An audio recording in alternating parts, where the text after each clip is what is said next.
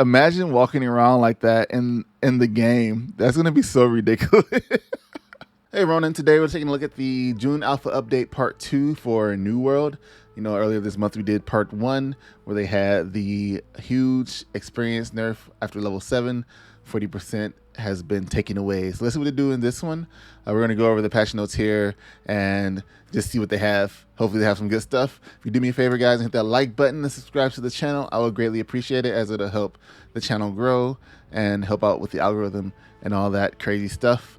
So, starting off with general, it says added 2 new types of PvE faction missions, Assassinate and Elite.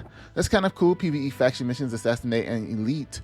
Assassinate missions challenge players to take out specific high threat foes. Elite missions send players to take on Eternal's most dangerous villains and their minions. These missions are high difficulty with a higher reward. It's recommended that you bring a friend. So like hunts, that's pretty cool. Little bounty hunt thing going on with the Assassinate missions and the Elite missions. Polished territory quests with updates to tracker text and map pins. Reduced weight costs for Azoth fast travel by 20%, good amount. Invasion rewards are now tied directly to a player's scoreboard score. Haven't really done invasions, so I do not know what that looks like. Not sure how the scoreboard works. War Declaration update. War Declaration has been updated to reward the most active companies in the influence race with the higher chance of being selected as the vanguard. All companies in a faction are no longer eligible to declare war when a territory is thrown into a conflict state. To be eligible, a company must have contributed at least 10% of the total influence required to throw the territory into conflict. In the unlikely event that no company contributes over 10%, any company will be eligible to declare war. The War Declaration button now indicates a company's eligibility to declare war. That's pretty nice, because before, when you created a company, you could just declare war on the territory. I think it should be more like the company that's in charge of the territory should be able to declare war, and not whoever contributed the most, I guess. But I guess whoever contributed the most makes a lot more sense. I mean, it all still goes toward the same cause of the faction, but I feel like the company that take it over should have some kind of dibs on it, you know. If more than one company declares war on the same territory during conflict, the amount of influence a company contributed towards the conflict increases its chance to be selected as the vanguard. We got some PvP updates. And the continued effort to support PvP, we've reduced gear's durability loss due to PvP death. I don't like that one. Increased XP for PvP kills, I like that one. And adjusted camp respawning mechanics to make faction control point battles more interesting. So players flagged for PvP receive 50% less durability damage to equipment, both equipped and in their backpack when killed by another player. Don't like. Increase the XP players receive for PvP kills and added rewards for players that have been alive longer. Killing a player that has been alive for longer than an hour will now reward 4 times what the max used to be. They always have some typos in their things. Longer than hour. But that's cool. That's a lot of experience. 4 times whatever the max used to be. I'm not even sure what the max used to be, but 4 times it is a lot. When flagged for PvP, choosing to respawn at a camp activates an incrementally increasing respawn cooldown. So is this like respawning at a camp or just respawning for the camp at faction control points? So I guess when faction control points happen, people have camps like outside of the faction. So I guess it still makes kind of sense outside of the base. So let's see what it says. For each subsequent camp respawn, this cooldown increases. Oh. If the player chooses to respawn elsewhere, for instance at a settlement, the cooldown will continue counting down in the background. If the player dies while flagged for PvP while the cooldown is counting down, the time increment will be added to the current value. So even if they come back from the settlement and they die, whatever the camp value is, your time will be added to it. And I wonder if this will have an effect if you switch from PvP to PvE and you die, we still have to wait to respawn at the camp. This makes respawning at a settlement and running back into the fray a great way for players to lower their camp cooldown. Were people confused? Like, it sounds like you just added the camp cooldown in here, and then you added something that's like, oh, this would be a great way to do that. Progression updates. Reduced the XP required to level by 20% for all levels after 7. The increase in the previous update, combined with the changes to corrupted breaches, reduced the speed of leveling too much. The speed's too damn low. This change should bring a nice middle ground between what we felt was too fast in May and the overly tuned changes introduced in the June Part 1 update. I hope they don't overly tune things to roll back on it later. I hope they are able to just kind of incrementally tune it to where they want it to be instead of going, turn the dial to 11, now turn it back to 9. No, just little by 2, just a little bit at a time. Double the amount of XP from repeatable expedition quests. That's cool. Town projects have been fixed, improved, and adjusted in a variety of ways. Tune the rewards granted for completing missions. The rewards will now more accurately reflect the level of effort required by different missions. I hope doubling the amount of XP for repeatable expedition quests doesn't turn expedition quests into the main mode of leveling that people will start doing, because that would be kind of lame. A larger selection of missions are now available for the town upkeep project to bring it in line with other projects. They reduced the XP bonus granted from leveling up territory standing, adjusted the amount of territory standing gained from crafting, as some crafted items could generate disproportionately large amounts of standing. Then work on those items. Why'd you do the whole standing from crafting? Just whatever was the one that was generating the most amount, change it so it's more balanced with the other ones instead of just doing that. See, they're over tuning again. Quests that award specific items should now award items aligned with the intended level of quest. Like, instead of taking like a nice delicate blade, kind of trimming off the edges, they're just going at it with a cannonball and saying, well, that's I don't like the way that works. Blow it up. This is strange.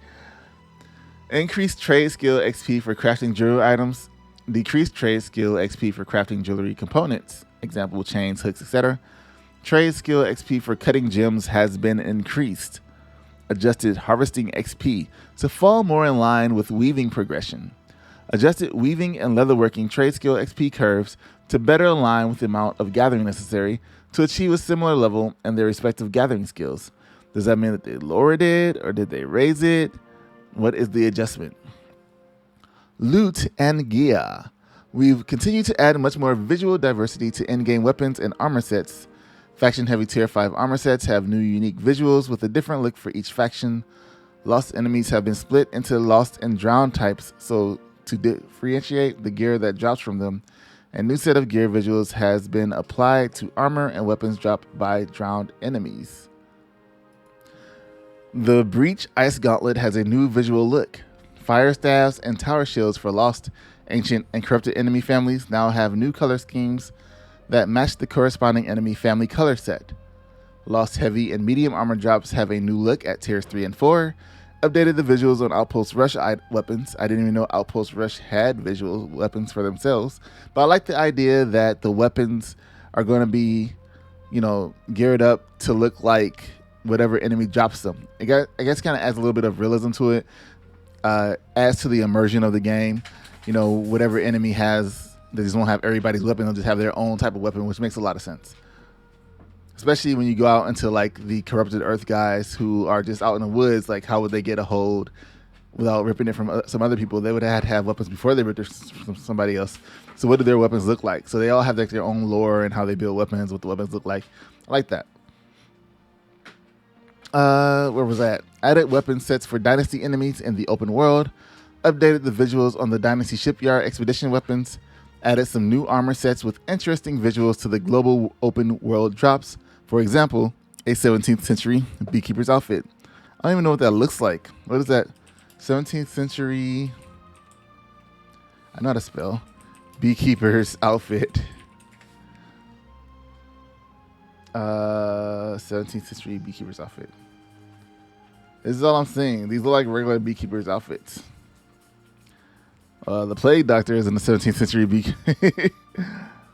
beekeeper outfit. Is this it right here with the weird flat face? That's hilarious.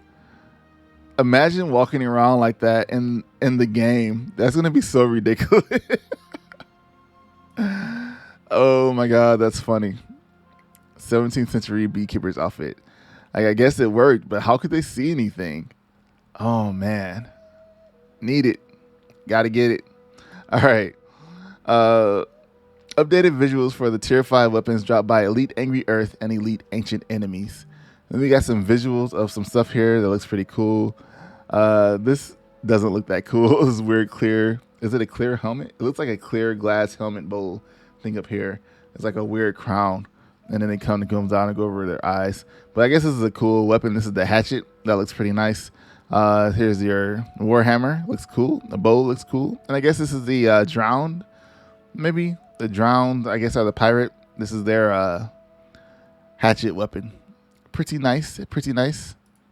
Then over here we have some cool armor here. This looks like some warlock armor, you know, from World of Warcraft right here. And we got some warrior armor from World of Warcraft right here.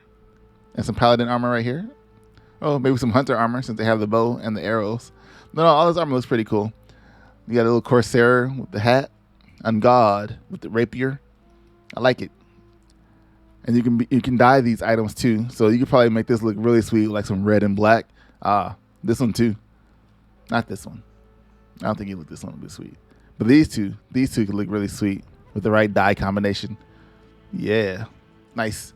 All right. Improved expedition drops by increasing the chances that expedition armor and weapons will drop with one more perk than they did previously. Clothing with trade skill related perks can now be found at elite points of interest and in-game areas. Increased special drops from expeditions and elite points of interest. We want to ensure that players feel rewarded for defeating some of the most dangerous enemies in Aeternum. Significantly increase the drop chance of named items from expedition bosses and mini bosses.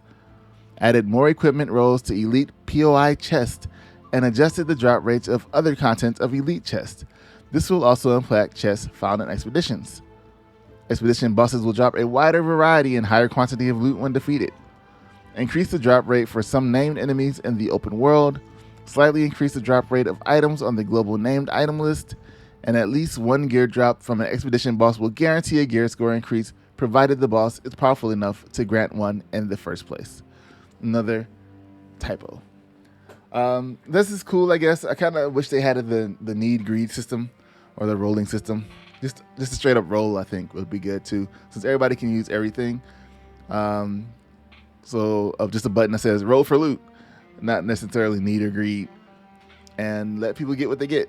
That would be kind of nice, and then be able to trade it later.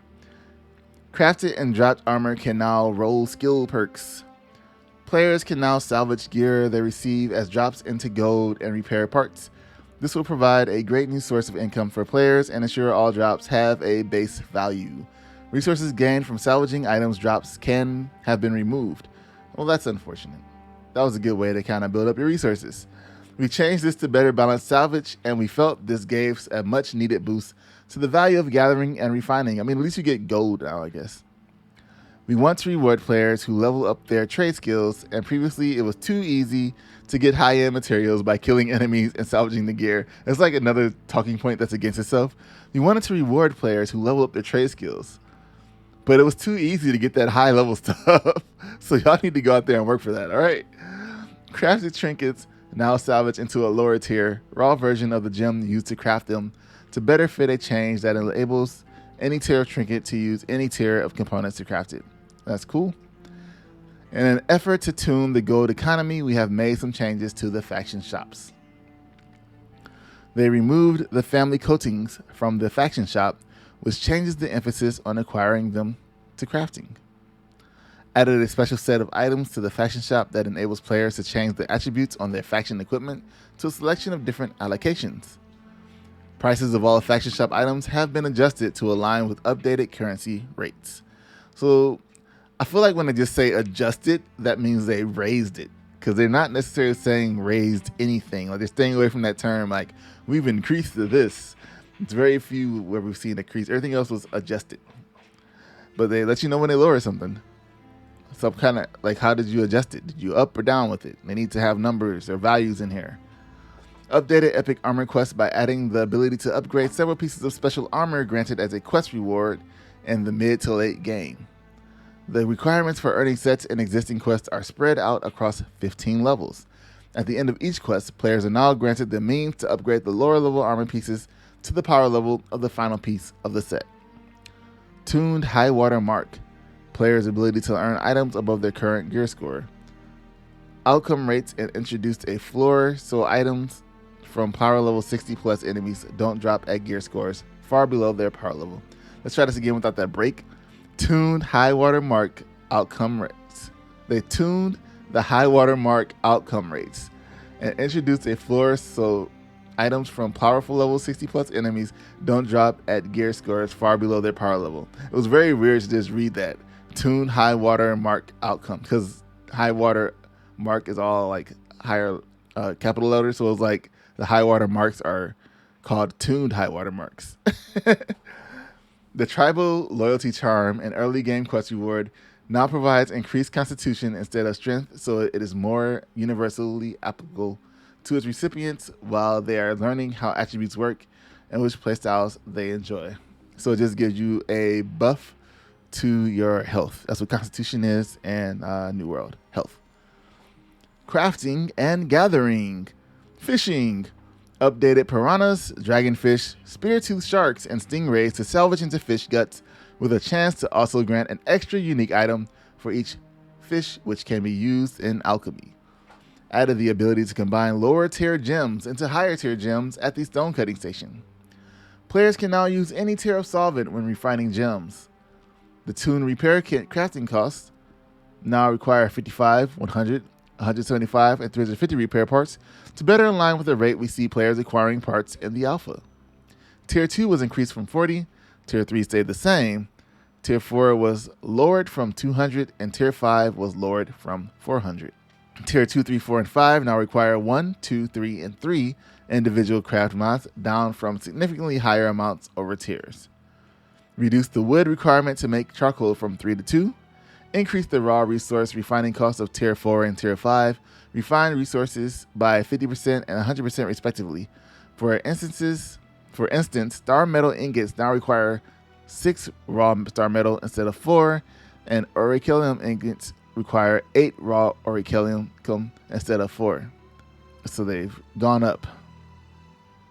Dang, that is a lot. Increase the resource cost of crafting epic crafting materials. Example, Asmodium by 1. Slightly increase the drop rates and quantities of gemstones found in standard ore veins. Star metal from iron. You can get more star metal from iron, probably, now with this change. Remove the need for craft mods on the first tier of crafting trophies. These have been replaced with elemental essences. Normalized the rarity of all crafting mods to uncommon. Honing stones can now be crafted in bulk. Milk now has a chance to be found in any provisioning container in the world, with a higher likelihood to be found in the Windsward, Reekwater, and Brightwood areas. Removed foods granting trade skill bonuses from large provisioning containers. These containers will continue to drop finished meals of the health and mana recovery variety. We believe this change will place a greater emphasis on either crafting these meals yourself or purchasing them from other players who have crafted them. Quintessessences are now epic rarity. So yeah, the foods granting trade skill bonuses, trying to make that so it's useful for people to make money from, it's pretty good.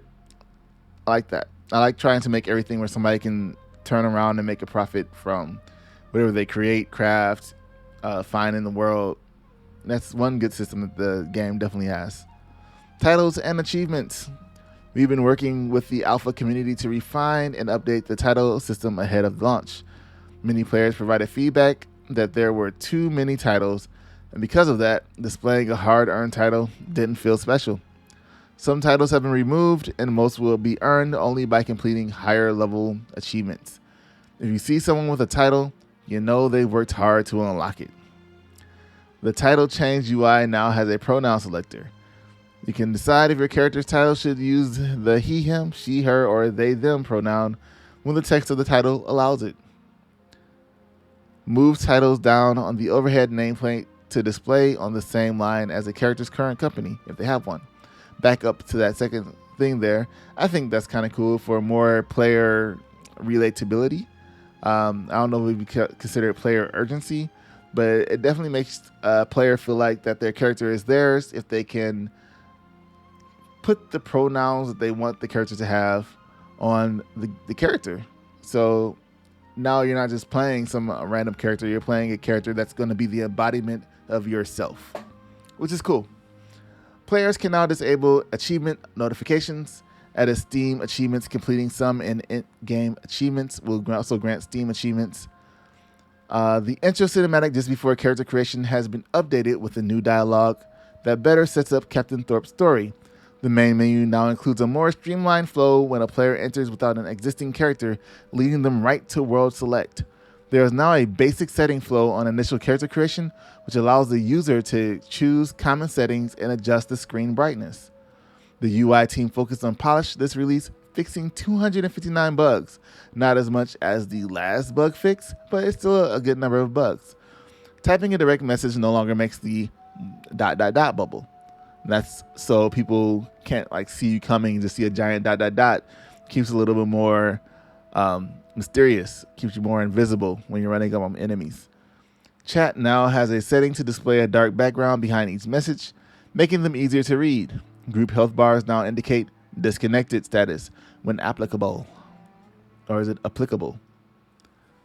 Combat and AI. Enemy AI. Expeditions increase the damage of all expedition creatures by 10 to 20% to provide a greater challenge to players. Oh, all the YouTubers said, oh, it's kind of easy. They're now about to get bodied. Combat. Updated constitution to have a diminishing return on the amount of HP granted per level.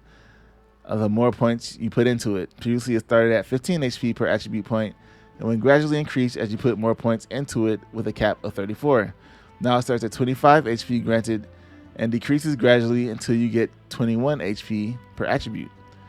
This decrease the total HP granted from Constitution slightly from 12,175 to 11,325, but increases the amount of HP players get from Constitution at a lower level.